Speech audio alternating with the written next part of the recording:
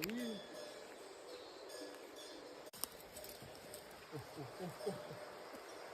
Wow.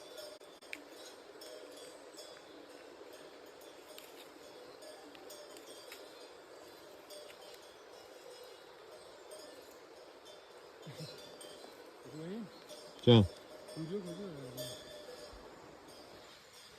میشه تو یاد بیاری اینجا